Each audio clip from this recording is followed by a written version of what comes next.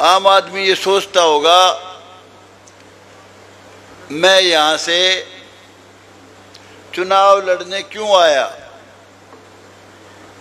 सफेदों से। मेरा मानना है जगह वही अच्छी होती है, मोहल्ला वही अच्छा होता है, गांव वही अच्छा होता है जहां सारे बसें। गुरु रविदास जी की बात मैं कभी भूलता नहीं। कहते थे ऐसा चाहूं राज में जहां मिले सबन को अन्न, ऊंच नीच सम बसे रहे रविदास प्रसन्न। तो आपकी जो ये जमीन है सफीदों कॉन्स्टिट्यूएंसी जो है ये बहुत ही बढ़िया कॉन्स्टिट्यूएंसी है। यहाँ सारे बसे हैं भाई। मैं पहले भी एक बार आया था, बहुत से भाई मिसाल दे देते हैं कि ये तो 91 में आया था, बड़ी जमानत जब्त करा के गया था, बहुत मामूली से वोट आए थे। वोट भी बताते हैं, मेरी उम्र भी बताते हैं। एक जी रामचंद्र जांगड़ा आया था, आंधी की टिकट ले रहा था 87 की, वो भी हार के गया था बुरी तरह, 5-4 हजार वोट आए थे। और फिर कहते हैं जी वंदना शर्मा आई थी, वो भी बहुत बुरी तरह से हार के गई थी। बुरी तरह से होते नहीं, वो कहते हैं वो हार के गई थी। और करमवीर सैनी का भी वो भाई जिक्र करते हैं, कहते वो भी जी इस हल्के का नहीं था इसलिए बुरी तरह हार के गया था। तो कलीराम पटवारी जी ने हर चीज का आपको खुलासा किया है। भाई हम सब इस देश के वासी हैं, कोई बारी नहीं है। इस देश का अगर कोई चीज सत्यानाश करने वाली है तो वो है जात पात, ऊंच नीच, भेदभाव, छुआछूत और भ्रष्टाचार। हम सब एक पिता की संतान हैं, सबका खून का रंग लाल है। ये जात पात जो है इस देश का बीज मारेगी। बाहरी का तो इन्हें बता दिया। चोई देवीलाल ने राजस्थान से भी जा लड़ा, पता नहीं कितनी कॉन्स्टिट्यूएंसियों से लड़ा, कभी सोनीपत से लड़ गए। और ऐसा भी वक्त था जमानत जब्त भी हुई, चोई भजनलाल ने जमानत जब्त कराई, चोई बंसीलाल ने कराई, लेकिन फाइटर थे, योद्धा थे, लड़े। और भाई कितने ही लोग अपनी कॉन्स्टिट्यूएंसी छोड़ के लड़े हैं। मनोहर लाल खट्टर जी कह रहे थे मैं भी करनाल से अपनी कॉन्स्टिट्यूएंसी अपनी जगह से अलग आया हूं। चोई भजनलाल कभी मेवात में लड़े, बन के आए करनाल में लड़े। अनेक लोग अनेक जगह से लगे और मेरे लड़े। और जो मेरे बारे में ये कहते हैं ये भारी है, बाहर का है। भाई एक बात मैं बड़ी फक्र के साथ कह सकता हूं, मैंने मेरे जीवन में हर गरीब बरादरी की, 36 बरादरी की लड़ाई बहुत मजबूती से लड़ी है। और जो आज बैकवर्ड समाज के, जो बैकवर्ड समाज में बीसी में शामिल है, बड़े डंके की चोट पे कहता हूं मेरे से बड़ी लड़ाई किसी ने नहीं लड़ी हरियाणा में, मैंने ही लड़ी, सिर्फ मैंने, और जीता। आज जो बैकवर्ड क्लासेस के भाई जो फायदा उठा रहे हैं, जो नौकरी ले रहे हैं, उसमें राम कुमार गौतम का बहुत बड़ा हाथ है, बड़ा फख्र के साथ कहता हूं। मैंने उसकी कीमत भी दी है बहुत बड़ी।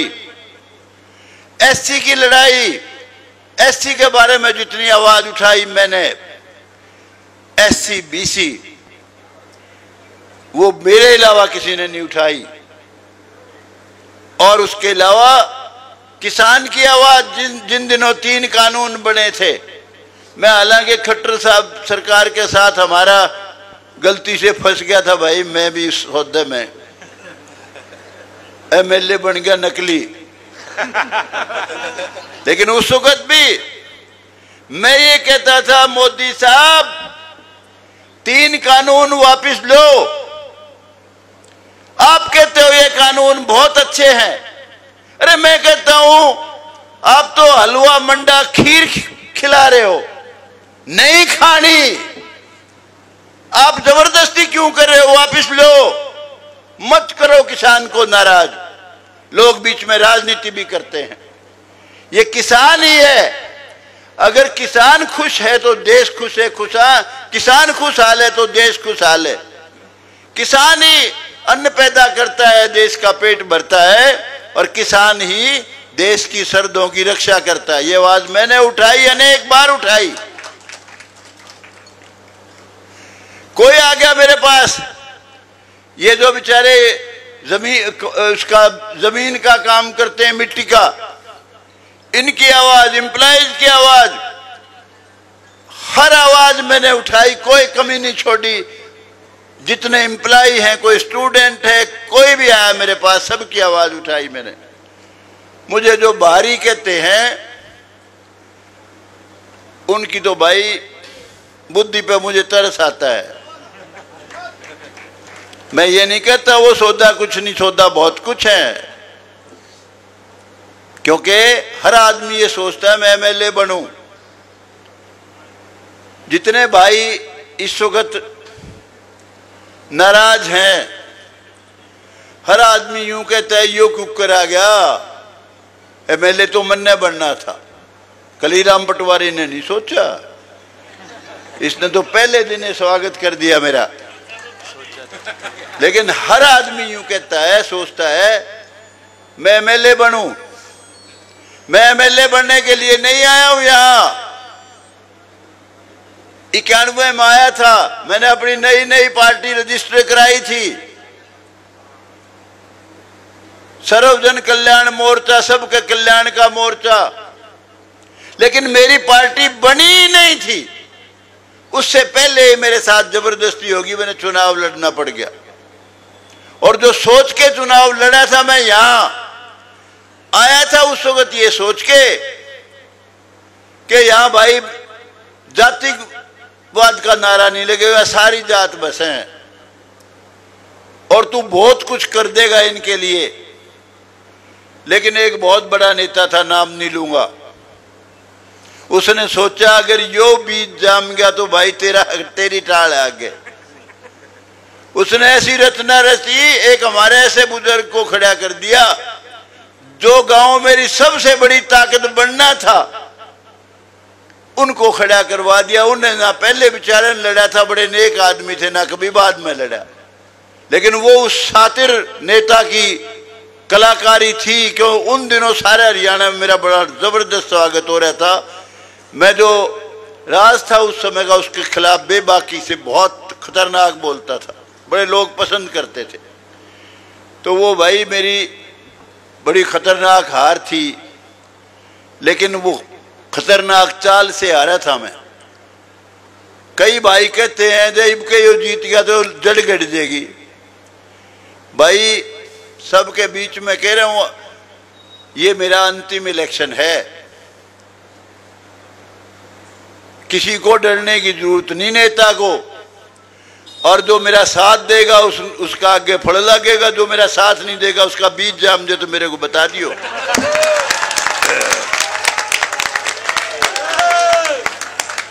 मैं जिस तरह राजनीति में दलाल घूम रहे हैं, दलाल नहीं हूं मैं, हर गरीब की आवाज उठाने वाला आदमी हूं। मेरे से भयभीत होने की जरूरत नहीं है किसी को भी। और ये मेरा बेटा जो भाषण दे के गया है, कई यूं सोच रहे होंगे बेटे ने भी गले ले आए, तो इसका इंटरेस्ट जुडिशरी में है, इसमें नहीं है बिल्कुल। इसकी पहली चॉइस, फर्स्ट चॉइस जुडिशरी है। बता दे भाई है कि नहीं, कहां गया है ना? पहली चॉइस, किसी को डरने की जरूरत नहीं है। डिलिमिटेशन भी होना है अगली बार, हल्के बंदी भी होगी नेक्स्ट इलेक्शन जो होंगे।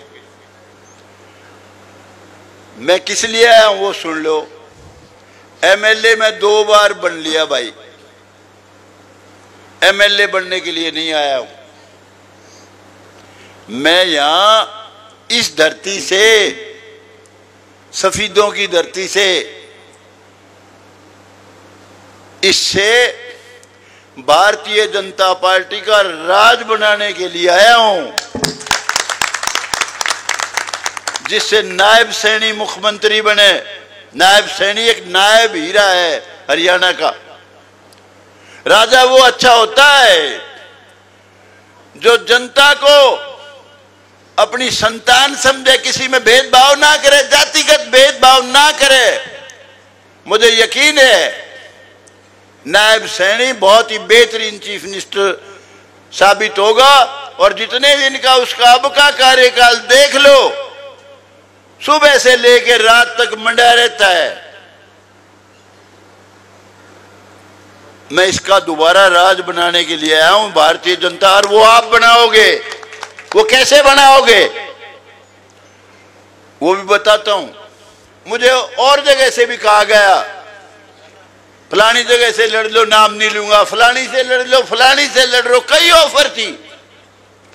मैंने कहा बिल्कुल नहीं लड़ूं।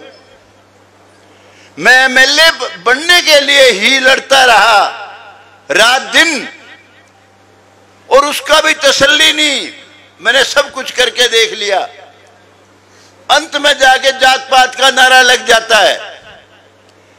मैंने कहा मैं ऐसी जगह से इलेक्शन लड़ना चाहता हूं जहां के लोग मुझे एमएलए बहुत थंपिंग मेजोरिटी से बना दें, बिना ताकत लगाए बना दे, बिना मुशक्कत के बना दे। मैं अपना सारा समय हरियाणा में बीजेपी पार्टी को राज में लाने के लिए लगा दूं, नायब सैनी को मुख्यमंत्री बनाने के लिए लगा दूं।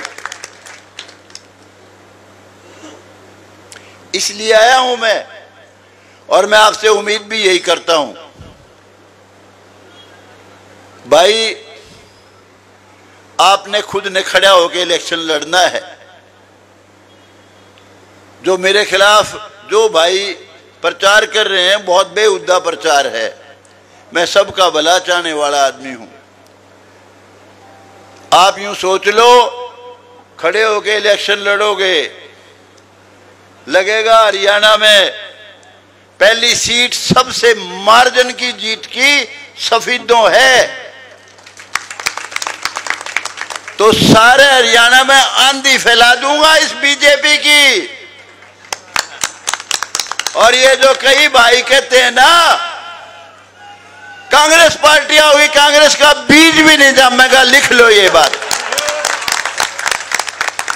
किस बात के नाम किया होगी? सारा देखा बड़ा सांग है।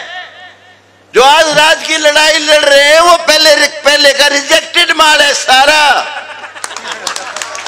जानते हैं वो किस तरह का राज चलाते। मैं ज्यादा खराब उनके खिलाफ बात नहीं कहूंगा, मेरे उससे अच्छे ताल्लुक हैं। मैं कहने पे हूं तो पता नहीं क्या क्या कह सकता हूं, लेकिन मैं कहना नहीं चाहता। मैं उसको नफरत भी नहीं करता। इंसान अच्छा है, लेकिन भाई आले जो आले निराए लंगड़े का रिजेक्टेड माल है, सौदा है कुछ नहीं। इसलिए वो सबको सबका हक नहीं दे सकता। और जो आदमी सबको सबका हक नहीं दे सकता, उसको चीफ मिनिस्टर बनने का कोई हक नहीं है। कई भाई नाम लेंगे किसान किसान। ईश्वरे से भी पूछा था मैंने, दुष्यंत से, जब मेरे पास आया, ये आया, इसके पिताजी आए, मैं नाट गया था। मगर तू राज के साथ चलाओगा, तेरे दादा चलाओगा क्यों किसान वाला? निबला जी नाम है तो आप जो कहोगे 36 बरादरी का करूंगा। नाम लेंगे किसान का, जात पात का जहर फैलाएंगे, लूट पाट करेंगे, और धंधा ही कुछ नहीं है। इसलिए भाई राज बनाना है बीजेपी का, नायब सैनी को मुख्यमंत्री बनाना है। और मुझे फुर्सत दियो, अगर 5, 7, 10 दिन में हरियाणा में ये महसूस करा दिया आपने कि भाई राम कुमार गौतम का तो कोई मुकाबला ही नहीं है, देख लेना बीजेपी की आंधी चलेगी, कांग्रेस दिखे नहीं की। क्योंकि राज वो चाहिए जो सबके सिर का हो, सुबह उठता ही किसी बरादरी का आदमी हो, वो ये महसूस करे कि चीफ मिनिस्टर मेरा है, राज मेरा है। कई कार्यकर्ता यूं कहते थे जी मेरा छोरा रह गया। मैंने बीजेपी को बनाने के लिए कोई कसर नहीं छोड़ी, सारी जिंदगी लगा दी। मेरा बच्चा घर बैठा है, सारी कमी पेशी यो करेगा पूरी नायब सैनी। ये कसरे नहीं छोड़े, क्यों हम छोड़ने को अंधे? उसका इरादा भी है काम करने का। जो आदमी सुबह से रात तक लगा रहता है, 12-12 बजे 1-1 बजे पब्लिक डीलिंग करता है, साधारण आदमी नहीं है, वो हीरा है। और देखने में देखो छोरा ऐसा लगे जैसे गंगा किनारे वाला हो। कितना खूबसूरत नौजवान है भाई। मुकाबला करो। नरेंद्र मोदी ने पहली बार बताया ये हिंदुस्तान है। ये कोई छोटा कारनामा नहीं किया उसने। मैं कायल हूं नरेंद्र मोदी का। 370 धारा हटाना, खून की नदियां बह जाएंगी।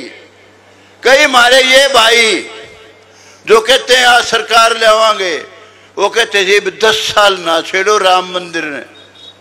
अरे राम मंदिर अगर अयोध्या में नहीं बनेगा तो क्या मक्का मदीना में बनेगा?